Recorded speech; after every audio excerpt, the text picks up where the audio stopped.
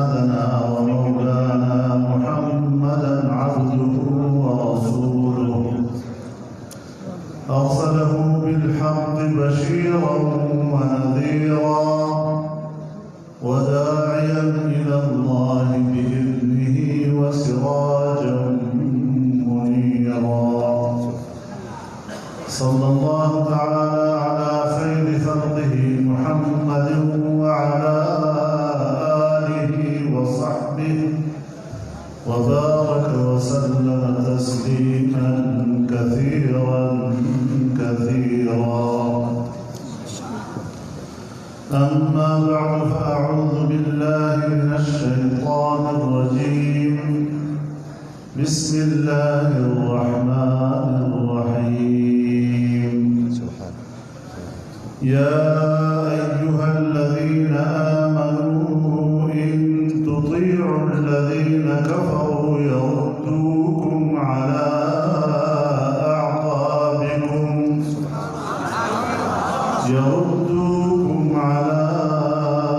أعقابكم فتنقلبوا خاسرين.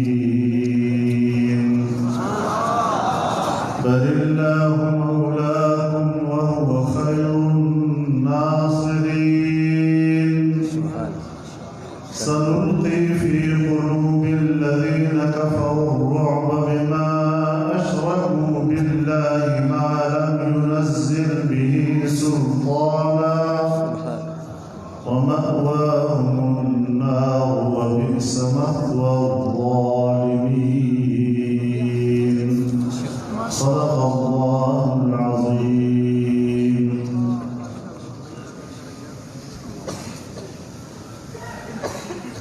اکابر علماء کرام، مشائخ اعظام، طلباء عزیز، فضلاء کرام، میرے بزرگوں، دوستوں اور بھائیوں،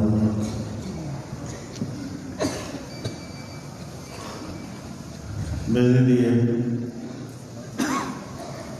انتہائی سعادت کی بات ہے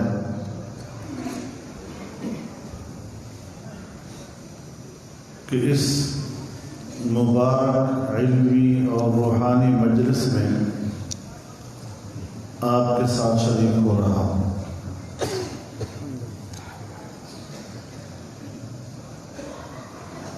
جامعہ خیر المدارس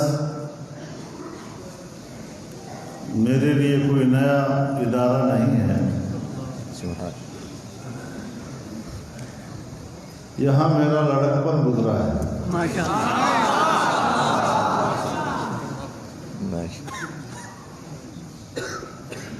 حضرت الشیخ مولانا خیر محمد صاحب رحمہ اللہ کی مجلسیں مجھے نصیب ہوئی ہیں.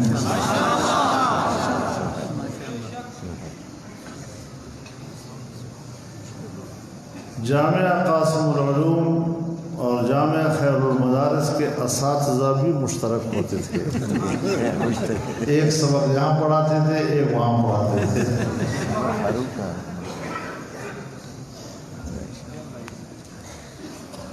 اور ہم سب کے لیے جو بڑے اعزاز کی بات ہے کہ آج اس اجتماع میں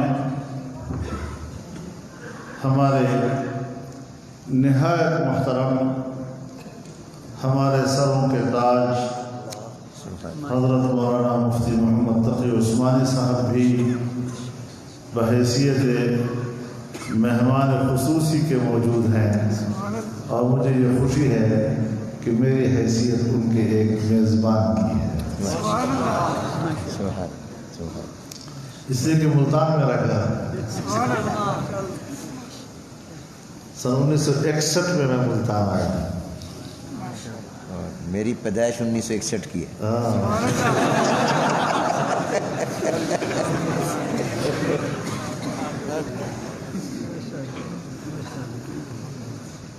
تو ماشاءاللہ ایک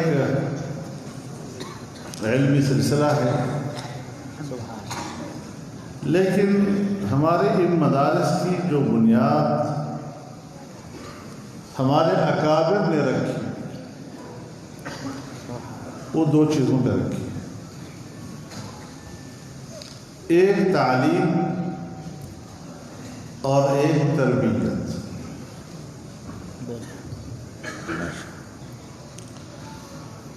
اور یقیناً ان کے نظر میں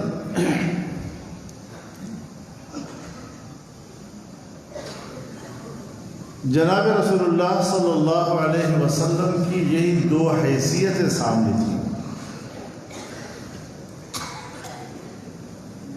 جہاں ایک جگہ جناب رسول اللہ صلی اللہ علیہ وسلم فرماتے ہیں انما بعثت معلما، اور دوسری جگہ فرماتے ہیں بعثت لأتمم مکارم الاخلاق۔ سبحان تو ایک کا تعلق تعلیم سے ہے اور دوسرے کا تعلق تربیت سے۔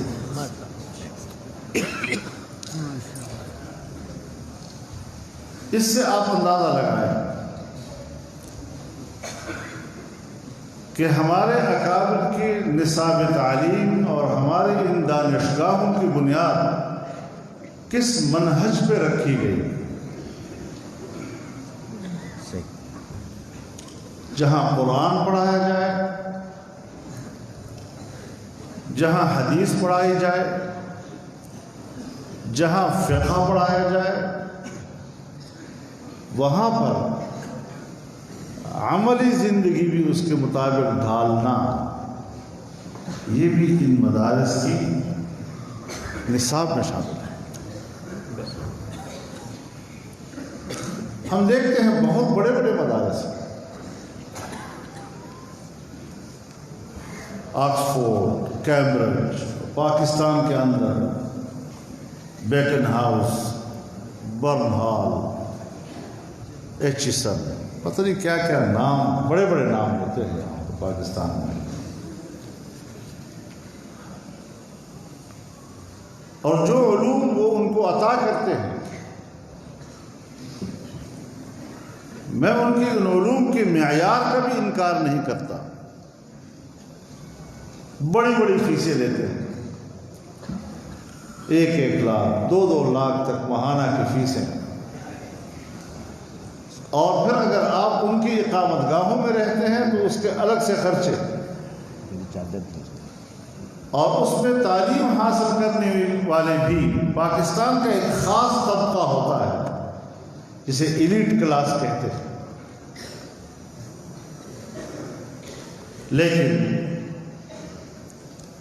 جہاں تک اخلاقی پہلو ہے، علوم کے مطابق ان کی تربیت کا تعلق ہے، اس پہلو میں بہت زیادہ فقدان پایا جاتا ہے۔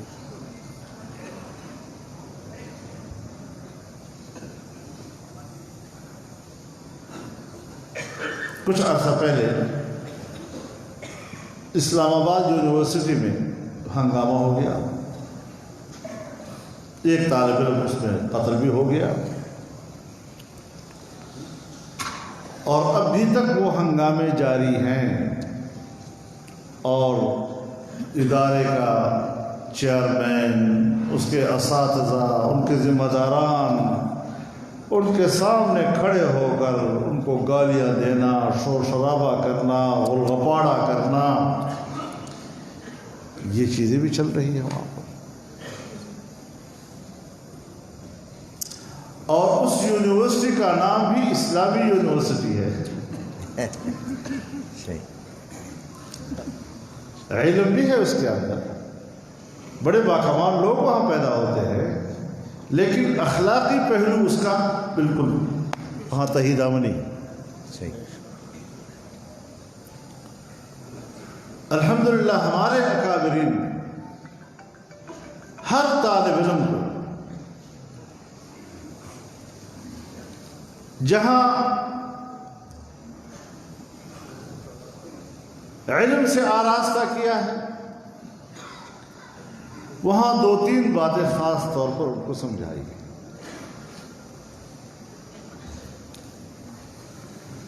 کہ طالب علم کا تعلق دوران طالب علمی 3 چیزوں سے ہوتا ہے.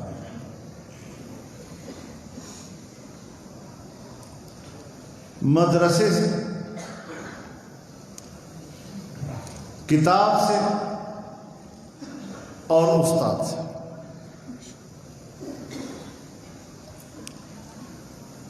اور ان تینوں کے ساتھ جب تک علاقہ ادب کا نہیں ہوگا آپ اکتساب فیض نہیں کر سکتے ان سے.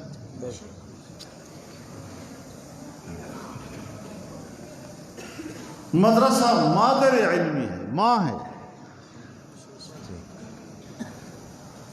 8-10 سال تک آپ کو اپنے آغوش میں پالتا ہے، اپنی اولاد کی نشو و نما کرتا ہے.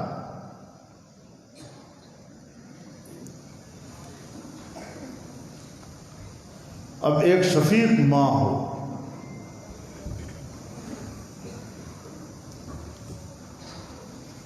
اگر اس کا انسان کا بچپن اپنی ماں کے دامن میں گزرتا ہو، اس کی گود میں گزرتا ہو، تو جس کو وہ بڑا ہو جائے اور گود سے بے نیاز ہو جائے تو پھر اس کے بعد وہ ماں نہیں رہے گی. پھر جوان ہو جاتا ہے، پھر شادی ہو جاتی ہے، بال بچے دار ہو جاتا ہے، اپنی ایک نئی زندگی کا آغاز کر لیتا ہے، اپنا کاروبار شروع کر لیتا ہے. اب وہ ماں سے عملی طور پر منقطع نظر آتا ہے، لیکن پھر اس کے بعد پھر وہ ماں نہیں رہے گی اس کی. بالکل رہے. اور پھر جو آپ کے پاس کتاب ہے، اس کتاب کے اندر آپ کی غذا ہے، یہ غذا کے ذخائر ہیں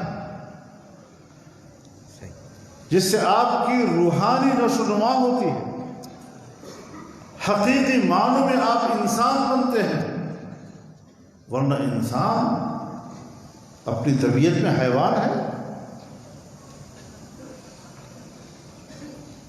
جبلی طور پر وہ حیوان ہے، اس کے اندر بہیمیت ہے، اور بہیمیت بھی ایسی کہ عام بہیمہ بھی اس کی بہیمیت کا مقابلہ نہیں کر سکتا. لیکن جب اس کے اندر اعتدال آتا ہے، شائستگی آتی ہے، تو وہ علوم کی وجہ سے آتی ہے. یہ وحی کے علوم آپ کی تربیت کرتے ہیں.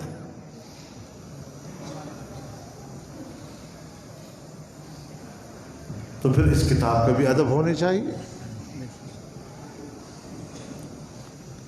کتاب کو دائیں ہاتھ سے اٹھاؤ، کتاب کو اپنی سے اونچی جگہ پہ رکھو. ایسے طالب علم تو نہ بنو کہ اگر سرانا نہیں ہے تو کتاب کو سرانے کی جگہ رکھ لیا.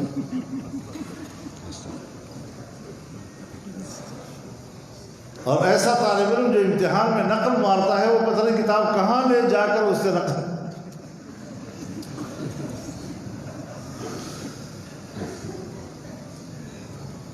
ایسی کتاب سے آپ کیا حاصل کر سکیں گے؟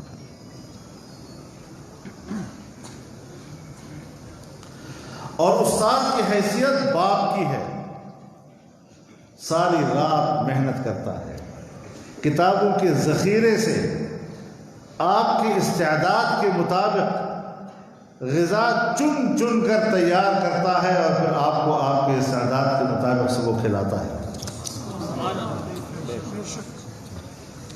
اور تب جا کر ہم ایک انسان بنتے ہیں، لوگوں میں بیٹھنے کے قابل ہو جائیں. تو ان 3 چیزوں کے ساتھ جب ایک طالب علم کا تعلق ادب کا ہوگا تو کچھ حاصل کر لے گا.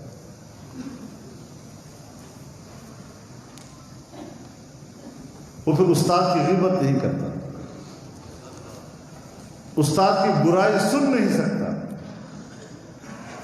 کوئی اس کے سامنے استاد کی غیبت کرے، فوراً کہتے ہیں میرے استاد کا خیال کرو.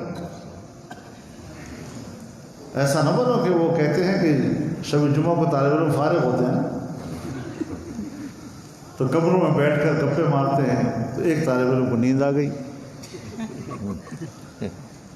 تو وہ چارپائی پہ لمبا ہوا اور ساتھیوں سے کہا کہ جس وقت استاد کی غیبت شروع ہو تو خدا کے لیے مجھے اس وقت ضرور اٹھائے،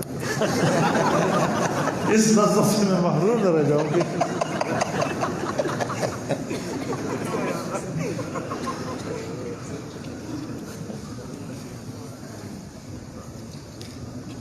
یہ کچھ ہمیں جامعات نے دیا ہے، مقصد زندگی ہمیں بتایا ہے۔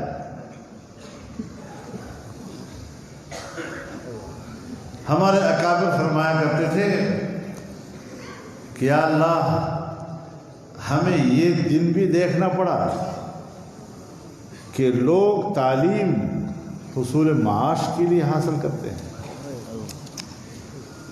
تعلیم تو انسان بننے کے لیے حاصل ہے، تعلیم تو روشنی ہے، نور ہے، اور پھر وحی کا نور۔ ایک طرف اللہ نے آپ کو عقل عطا کی ہے، اس عقل کو اگر وحی کی خارجی روشنی مہیا نہیں ہے تو عقل عظیم ہو جاتی ہے۔ ہماری آنکھوں میں بینائی کی طاقت ہے، لیکن اگر یہ بتیاں جلا دی جائیں اور رات کی اندھیرا ہو تو قوت بینائی بالکل بحال ہوتی ہے، لیکن خارجی روشنی اس کی رہنمائی کے لیے موجود نہیں تو اندھیرا، کچھ بھی نظر نہیں آتا۔ حالانکہ آنکھیں بھی ٹھیک ہیں، بینائی کی قوت بھی ٹھیک ہے، سب کچھ صحیح ہے۔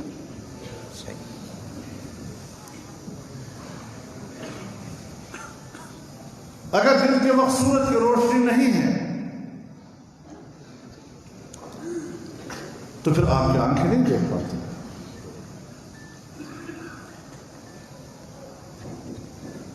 اگر آپ کے کانوں تک لہریں نہیں پہنچتی، جیسے آپ کسی بند کمرے میں، یا جس طرح آج کل جہاز میں آپ بیٹھتے ہیں دروازے بند ہو جاتے ہیں، ایئر لاک ہو جاتا ہے، تو آپ باہر کی آواز نہیں سنتے، حالانکہ کان آپ کے ٹھیک ہوتے ہیں، لیکن وہ جو خارجی وسائل ہوتے ہیں آپ کے کان تک آواز پہنچانے والے، وہ جو مسدود ہو جاتے ہیں۔ اسی طریقے سے جب عقل کو وحی کی رہنمائی حاصل ہوتی ہے تو پھر اس کے بعد عقل صحیح فیصلے کرتا ہے۔ یہ اہتمام ہمارے مدارس میں ہے، اور امریکہ سے لے کر پاکستان تک دنیا بھر کی حکومتیں آج تمام توانائی اس بات پہ صرف کر رہی ہیں، سینکڑوں ارب ڈالر اس بات پہ خرچ کر رہے ہیں کہ کسی طرح اس مدرسے کو بند کر دیا جائے، کسی طرح سوسائٹی میں اور معاشرے میں اس کے کردار کو کم از کم کر دیا جائے۔ یہ ایجنڈا ہے۔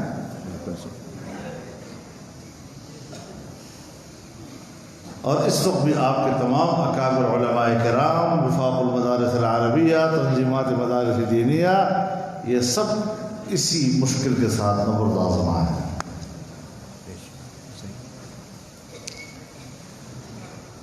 تو ایک مشکل مرحلے سے ہم گزر رہے ہیں، تو یہ آپ کے مد نظر بھی ہونا چاہیے، اور اس کے لیے آپ تنہائیوں میں بھی اللہ کے سامنے گڑ گڑائیں کہ الہ العالمین ہمارے اس سلسلے کو جاتے ہیں۔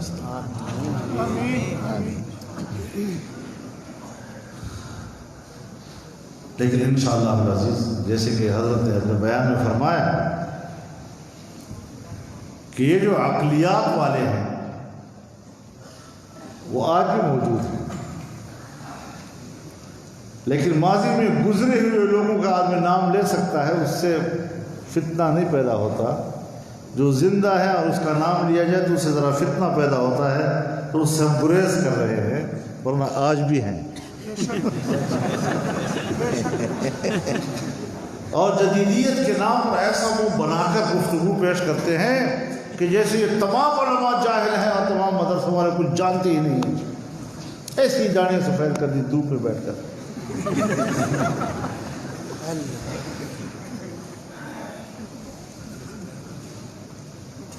اور کہتے ہیں ہم کنفیوژن دور کرتے ہیں.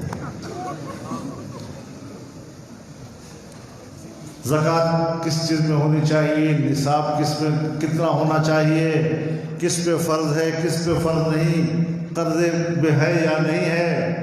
کہتے ہیں فلاں مولوی صاحب سے پوچھ لو، کہے گا اسلام میں زکوٰۃ ہے ہی نہیں، کنفیوژن ختم.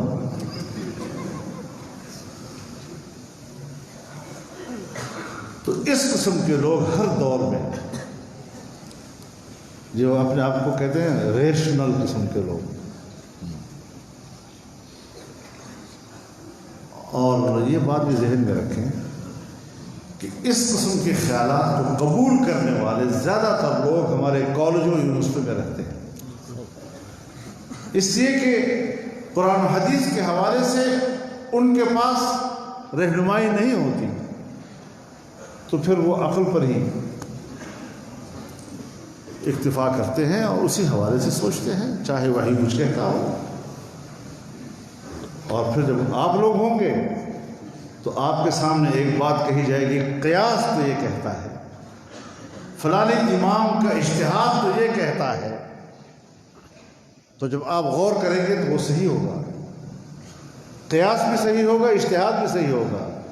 لیکن دوسری طرف سے کہا جائے گا نہیں، نص اس کے خلاف ہے. تو جب آپ کے مد نظر یہ بات آئے گی کہ نص اس کے خلاف ہے تو بس وہ اجتہاد کیا نص پہ عمل کرو.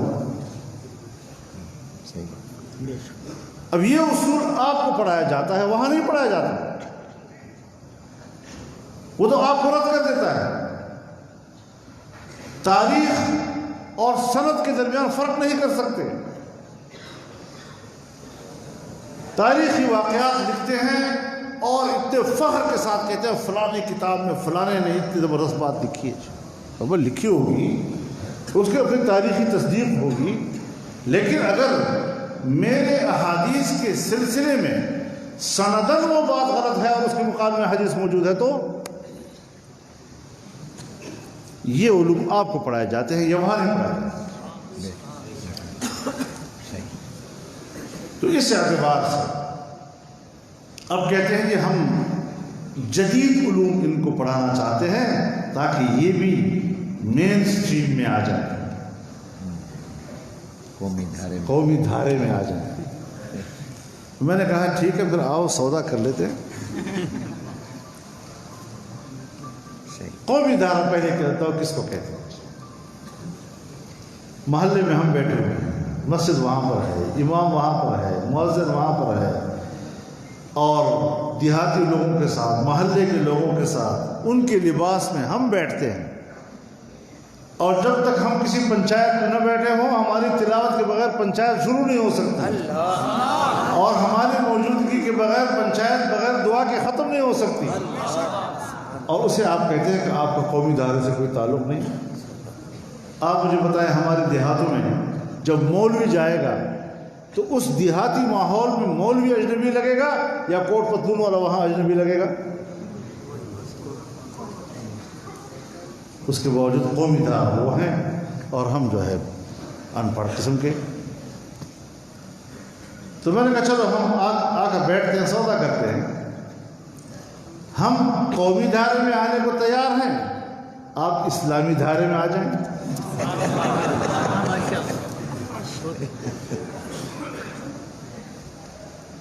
وہ اسلامی دھارا قبول نہیں کریں گے. جب انہوں نے کہا کہ مدارس کی اصلاحات، تو ہم نے احتجاج کیا اس کے اوپر کہ آپ کون ہوتے ہیں مدارس کے بارے میں یہ کہنے والے؟ مدارس کی اصلاحات، تعلیمی اصلاحات کے بارے میں آپ ہمیں کوئی مشورہ دیں گے تو آپ کے اداروں کی اصلاح کے لیے ہم بھی آپ کو مشورے دیں گے. اگر آپ مجھے کہیں گے کہ مدرسے میں یہ مضامین کا اضافہ کر دو تو پھر ہم بھی آپ سے کہیں گے کہ اسکول کالج یونیورسٹی میں ان مضامین کا اضافہ کر دو. ہم نے کہا توہین ہے ہماری مدارس کا اصلاحات. کیا مطلب ہے؟ قومی دھارے میں مدرسے کو لے آؤ، یہ مدارس کی توہین ہے اور ہم توہین آمیز الفاظ قبول کرنے کے لیے تیار نہیں ہو سکتے. آج کل ایک بڑی اخلاص بھری لہجے میں بات کرتے ہیں، بناوٹ بھی ہوتی ہے نا بڑے اخلاص کے ساتھ. کہتے ہیں جی کہ ہم ہر دینی مدرسے کو 2 ٹیچر مہیا کریں گے جس کو تنخواہ ہم دیں گے۔ میں نے کہا وہ تو پھر وہ اونٹ اور بدو والے خیمے کی ہو جائے گی۔ بدو خیمے میں بیٹھا تھا، اونٹ وہاں سے گزرا تو بارش ہو رہی تھی، تو اس کو خیمے میں جانے کی ضرورت پڑ گئی۔ تو اس نے کہا کہ مجھے بھی ذرا خیمے میں اندر آ رہے۔ تو اس نے کہا خیمہ اتنا ہی ہے کہ اونٹ اندر آ جائے تو پھر میں تو باہر ہوں گا۔ تو اس نے کہا چلو میں صرف سر داخل کرتا ہوں، سر۔ اس نے سر داخل کرنے کی اجازت دے دی۔ 10-15 منٹ کے بعد اونٹ اندر اور بدو باہر۔ 2 استاد ہمارے اندر داخل کر دو اپنے، اس کے بعد پھر کل آپ اندر اور ہم سب باہر۔ یہ صرف اتنا نہیں ہے، 2-3 سال کے بعد میرے مدرسے کا مدرس کہے گا کہ حضرت وہ مدرسے اسکول سے آیا ہوا ٹیچر ہے، وہ 40-50 ہزار روپے تنخواہ لے رہا ہے اور مجھے آپ دے رہے ہیں 15-20 ہزار روپے تنخواہ، تو جی مجھے بھی سرکاری ملازم بنا دو۔ کس شائستگی کے ساتھ، سازش کے ساتھ مدرسے کو اپنے کنٹرول میں لینے کی تجاویز روزانہ پیش کرتے رہتے ہیں۔ ان قوتوں کے ساتھ حضرت اس طرح ڈٹنا ہوگا جس طرح امریکہ کے مقابلے میں افغان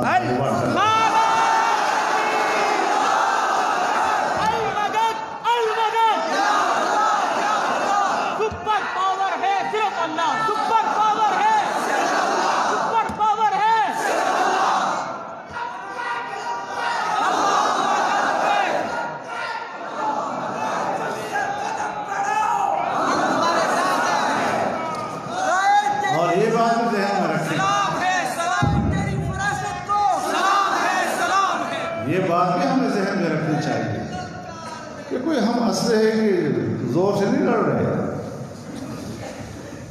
ہم اپنی حکمت عملی کے ساتھ کام کرتے ہیں۔ حکومت کے پاس تو بڑے وسائل ہوتے ہیں، طاقت ہوتی ہے، فوج بھی ہے، پولیس بھی ہے، پتہ نہیں کیا کیا طاقت کا سرمایہ سب ان کے پاس ہوتا ہے۔ ہمارے پاس تو کچھ نہیں ہے، ہم تو خالی کھلی ہاتھ ہیں۔ لیکن اگر ہمارا عزم مضبوط رہا اور ہمارے درمیان وحدت رہی تو کوئی مائی کالار مدرسے کی طرف ٹیڑھی آنکھ سے نہیں دیکھے۔ ہماری اسٹیبلشمنٹ سے لے کر امریکہ تک کے خواب بکھر جائیں گے اور کبھی شروع دیتا بھی نہیں۔ اس عزم کے ساتھ چلو، خیر خیریت ہو جائے گی۔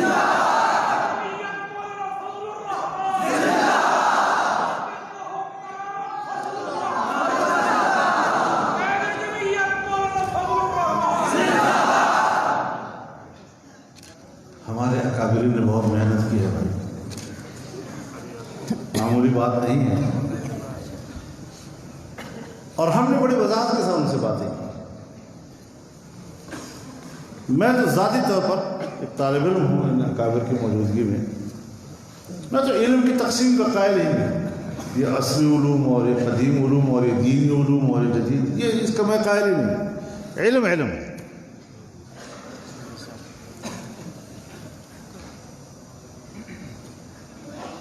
حضرت نوح علیہ السلام کو اللہ نے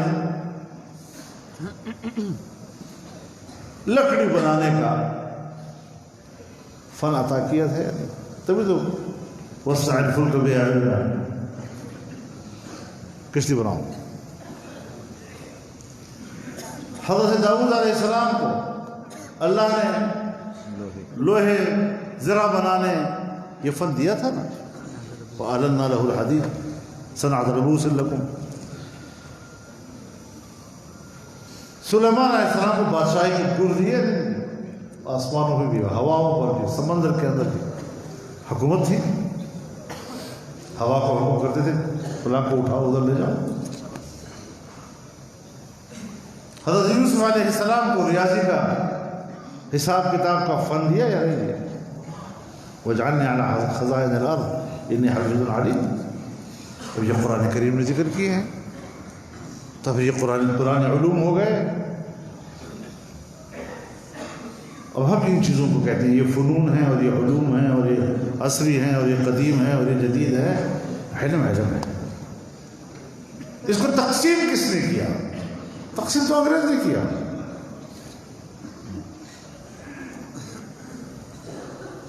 اور حضرت شیخ الہند رحمہ اللہ جب مالٹا سے واپس آئے تو اپنے 3 یا 4 اس وقت کے قداور شخصیات کو ساتھ لے کر، جس میں ابوالکلام آزاد بھی تھے، حکیم اجمل خان بھی تھے، حضرت شاہ مولانا حسین احمد مدنی بھی تھے، چلے گئے اور اس تجویز کو لے کر گئے کہ بھئی یہ تقسیم انگریز نے پیدا کی ہے، آؤ ہم تعلیم کو ایک کر لیں۔ جب پذیرائی نہیں ملی تو اسی علی گڑھ میں آپ نے جامعہ ملیہ کی بنیاد رکھی، وہی جامعہ ملیہ جو منتقل ہو کر آج دلی میں بہت بڑی یونیورسٹی ہے۔ حضرت شیخ الاسلام مولانا حسین احمد مدنی رحمہ اللہ نے باقاعدہ نصاب تیار کیا اور پورے ہندوستان میں متعارف کرایا، پذیرائی نہیں دی چلے۔ پاکستان بن گیا۔ حضرت مفتی اعظم مولانا مفتی مشفی صاحب رحمہ اللہ، حضرت کے والد گرامی، ان کی روایت کے مطابق کہ حضرت نے 3 سال یا 4 سال انتظار کیا اور یہ مشورہ دینا کہ اب نیا پاکستان بن گیا ہے، نئے علوم، ہم خود نیا نصاب بنائیں۔ یہاں کی بیوروکریسی نے گھاس نہیں ڈالا اور تب جا کر دارالعلوم کی بنیاد ڈالی۔ آج 70 سال کے بعد کیا ضرورت پیش آئی ان کو کہ وہ ہمارے پاس آ کر کہتے ہیں کہ جی ذرا ان معاملات کو ٹھیک کریں؟ اس لیے کہ 9/11 کے بعد امریکہ نے اس کے لیے اربوں ڈالر مختص کیے، آج بھی مختص کیے ہوئے ہیں، اور ان کا دباؤ ہمارے اوپر یہ ہے کہ جلدی سے مدرسے والے بات مان جائیں تاکہ 400 ارب ڈالر ہمیں فوراً مل جائیں۔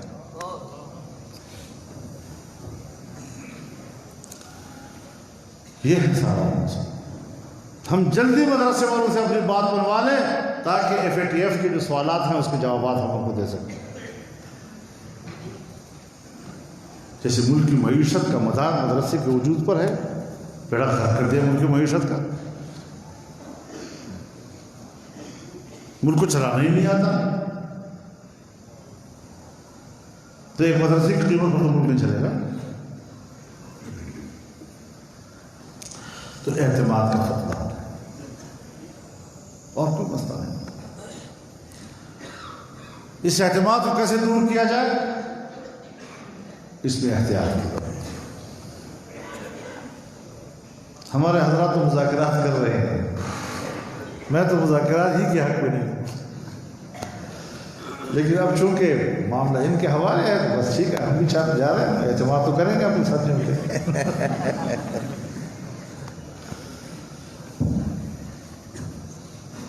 تو اس دور سے ہم گزر رہے ہیں، مشکل دور سے ہم گزر رہے ہیں، اور ہم اپنے بچوں کو، اپنے طلباء کو درسگاہوں میں، ہمارے اساتذہ، ہمارے طلباء، ہم کوشش کرتے ہیں کہ ان حالات کا احساس زیادہ نہ ہونے دیں، لیکن ہم چونکہ ذرا تھوڑا سا میدان کے لوگ ہیں تو کبھی تھوڑا سا آپ کو بتانے کی ضرورت ہوتی ہے کہ بھئی یہ حالات بھی ہیں، اور آپ نے پورے عزم کے ساتھ علم کی طرف متوجہ رہنا ہے اور خود اعتمادی کے ساتھ اور احساس برتری کے ساتھ کوئی معذرت خانہ انداز اختیار کرنے کی ضرورت نہیں۔ ہمیں ان کا علم معلوم ہے۔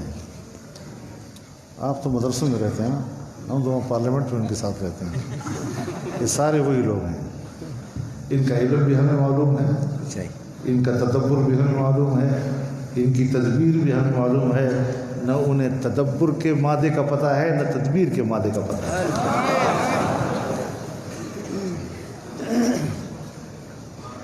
تو یہ وہ چیزیں ہیں کہ جب ہم ان کے ساتھ بیٹھتے ہیں ہم سوچتے ہیں، ہمیں صرف انگریزی زبان نہیں آتی زیادہ، بس اتنی سی بات ہے، لیکن معاملات کو سمجھنا، اس کا تجزیہ کرنا، اس صورتحال کو جانچنا، الحمدللہ ہم ان کی رہنمائی کرتے ہیں، ہم آج تک ان کی کسی رہنمائی کے محتاج نہیں۔ تو آپ اس احساس برتری کے ساتھ زندگی گزاریں گے انشاءاللہ، ہم ان سے کمتر نہیں ہیں. مجھے ایک صاحب نے کہا، ایک انٹرویو میں ایک اینکر نے مجھ سے پوچھا کہ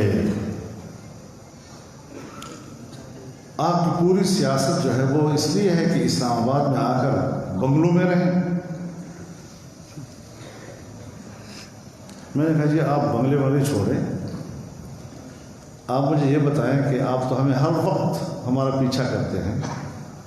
جب ہمارے پاس یہ بنگلے نہیں تھے اور ہم عوام میں جا کر بات کرتے تھے، پھر اس کے بعد ہم ایوانوں کی طرف آئے، پھر آپ نے ہمیں پارلیمنٹ کے اندر دیکھا سنا، پھر آپ نے ہمیں کمیٹیوں کی اجلاسوں میں سنا، پھر آپ نے ہمیں پریس کانفرنسوں میں سنا، پھر آپ نے ہمیں انٹرویوز میں سنا. جو ہم عوام سے بات کرتے ہیں، اسمبلی کی بات، کمیٹی کے اندر بات، انٹرویوز میں ہماری بات، اس میں کوئی فرق کبھی آپ کو نظر آیا ہے؟ تو وہاں کچھ کہہ رہے ہوں، یہاں کچھ کہہ رہے ہیں. لہجے میں انداز میں فرق ہو سکتا ہے، لیکن بنیادی جو موقف ہے یا گفتگو ہے اس میں کبھی فرق دیکھا ہے آپ لوگوں نے؟ کہنے لگا نہیں. تو میں نے کہا اس کا معنی یہ ہے کہ بنگلہ جو ہے وہ ہمارے سیاست، نظریے اور موقف پہ اثر انداز نہیں ہوتی. پھر میں نے کہا دیکھو بات سنو، یہ جو بنگلے ہیں یہ ان لوگوں کے باپ دادا کی جاگیریں ہیں کیا؟ ابھی تو میں نے کہا 4-5 بنگلوں میں ہم آئے ہوئے ہیں، ہمیں سارے پر قبضہ کرنا ہے.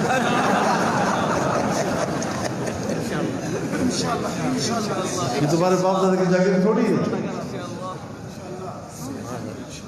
اور آج بھی ہمارے اور آپ کے سامنے اگر رکاوٹ ہے تو پاکستان کی بیوروکریسی اور پاکستان کی اسٹیبلشمنٹ ہے. یہ سامنے سے ہٹ جائے پھر دیکھیں یہ لوگ کیسے اقتدار کر سکتے ہیں. ہم جانتے ہیں دوسرے کو، ہمیں پتہ ہے. انہوں نے دھاندلی کر کے ہماری تھوڑی سی طاقت دکھائی دنیا میں. مولوی بڑا کمزور ہے، یہ 10-15 سیٹیں کچھ بھی نہیں ہے مولا کے پاس. مت گھبراؤ امریکہ والوں، مت گھبراؤ مولوی والوں، مت گھبراؤ. جب ہم نے اس پر رد عمل دیا اور 10 لاکھ کے ہم نے 14-15 اجتماع کیے، تو پھر ہم نے یہ پیغام دے دیا کہ وہ دھاندلی تھی، اصل حقیقت یہ ہے.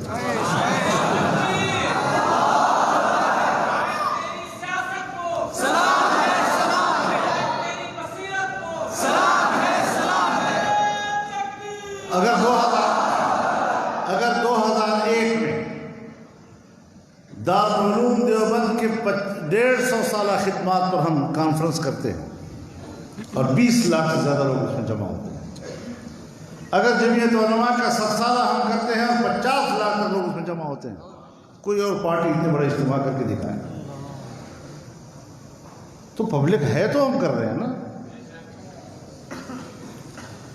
لیکن گھٹیا حربے استعمال مت کرو، بس ہم اتنا کہتے ہیں. سنجیدہ ہو کر بات کرو، اپنے رویے میں شائستگی لے آؤ، دلیل کی طرف آؤ. ہم آپ کا احترام کریں گے، آپ ہمارا احترام کریں. اختلاف رائے بھی شائستگی کے ساتھ ہو سکتا ہے، لیکن کردار کشی کا کیا معنی، جھوٹ کا کیا معنی،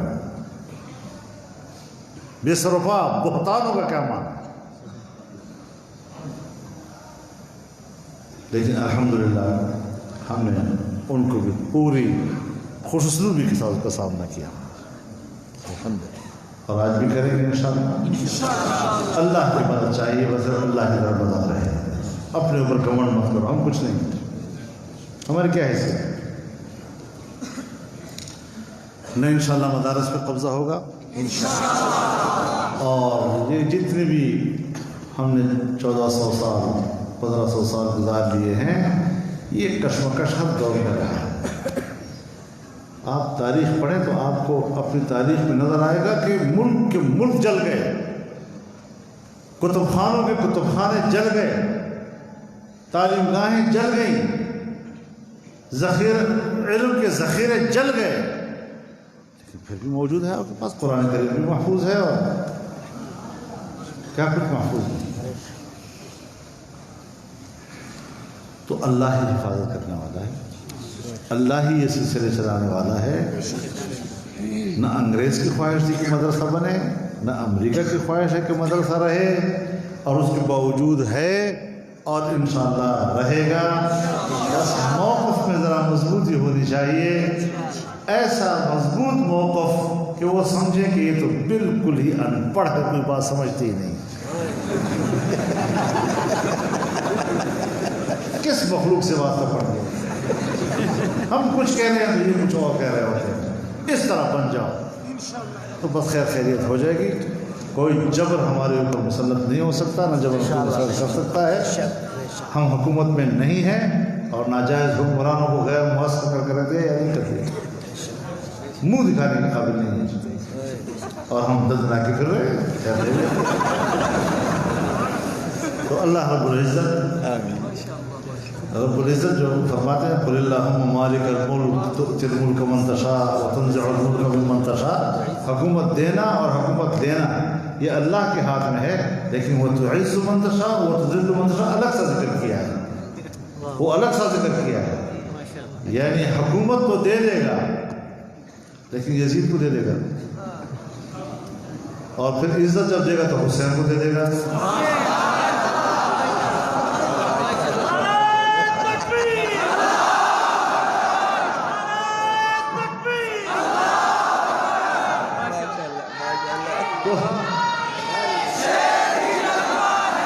بس کرو بھائی، تو اقتدار اور کرسی یہ الگ چیز ہے، عزت الگ چیز ہے، اقتدار کا میدان اور ہے اور عزت دینے کا میدان اللہ نے تقسیم کیا دونوں کو، اور دونوں عاطف کے ساتھ دونوں میں فرق ہے، اور عاطف مغایرت کی دلواری کرتا ہے۔ تو اللہ رب العزت مدارس کی، علماء کی، طلباء کی اور ان داڑھیوں کی، پگڑیوں کی اور سنت کے مطابق جو ایک زندگی کی کچھ تھوڑی سی علامت رہ گئی ہے، رب العزت اپنے فضل و کرم سے اس کی حفاظت فرمائے، اور اللہ تعالی ہمارے علوم کی حفاظت فرمائے، اور قیامت تک قرآن و سنت کی رہنمائی میں ہمیں زندگی گزارنے کی توفیق عطا فرمائے، خطائیں اور لغزشیں اللہ تعالی ہمارے معاف فرمائے اور ہماری پردہ پوشی فرمائے۔ وآخر دعوانا الحمدللہ۔ بھائی دعا کے بغیر کوئی نہ اٹھے، دعا ہی تو اصل چیز ہوتی ہے، اور ایسی مبارک مجلس میں اور مبارک ساحات میں دعائیں قبول ہوتی ہیں۔ حضرت دامت برکت۔ حضرت مولانا عبد الرحمان صاحب دامت برکاتہم نے جو ابھی بڑی بلبل انگیز خطاب فرمایا، اللہ تعالیٰ ان کو بہت جزائے خیر عطا فرمائے، اور حقیقت یہ ہے کہ انشاءاللہ ہزار سازشیں ہوں، لیکن انشاءاللہ آپ کے یہ مدرسے انشاءاللہ قال اللہ قال رسول سے گونجتے رہیں۔ ایک بات مجھے حضرت کے فرمانے پر یاد آ گئی، بیٹھ جاؤ بھائی، بیٹھ جاؤ، حضرت نے فرمایا بیٹھ جاؤ، بیٹھ جاؤ بھائی، مولوی صاحب۔ ہمارا صرف یہ بات ہے کہ ہمیں انگریزی نہیں آتی، ورنہ الحمدللہ تدبر سب کچھ ہم نے تو دوسروں کو دیکھ لیا۔ تو آج سے تقریباً 70 سال پہلے حضرت علامہ شبیر احمد صاحب عثمانی رحمۃ اللہ علیہ پارلیمنٹ میں اس وقت دستور ساز اسمبلی تھی، تو اس وقت کسی نے کھڑے ہو کر پارلیمنٹ میں یہ کہہ دیا کہ حضرت اگر فلاں وزیروں کو ان کو ہٹا دیں گے تو اقوام متحدہ میں جا کر کشمیر کا مسئلہ کون پیش کرے گا؟ تو علامہ شبیر احمد صاحب عثمانی رحمۃ اللہ علیہ نے کھڑے ہو کر فرمایا کہ ہمارے اور تمہارے درمیان صرف ABCD کے پردے آئے ہیں، ان پردوں کو اٹھا کر دیکھو تو پتہ چلے کہ عالم کون ہے اور جاہل کون۔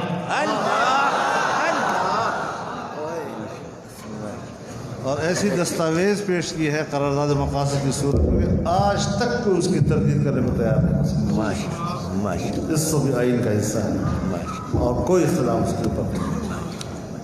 تو الحمدللہ ہمارے علماء نے بڑے اچھے کام کیے، 22 اسلامی نکات آج بھی محفوظ ہیں، کوئی اختلاف اس پہ نہیں۔ اب اگر یہ نہیں مانتے تو ہم کیا کر سکتے ہیں؟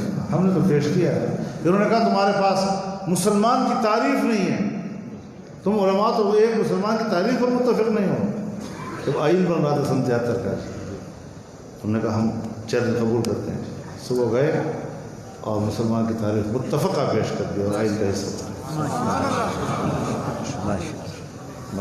دعا فرمانے. بھائی تمام حضرات بیٹھ جائیں، اب دعا ہوگی اور یہ قبولیت کا وقت ہے اور قبولیت کا مجمع ہے. بخاری شریف کے تکمیل پر دعائیں قبول ہوتی ہیں، اہل علم کا تجربہ ہے.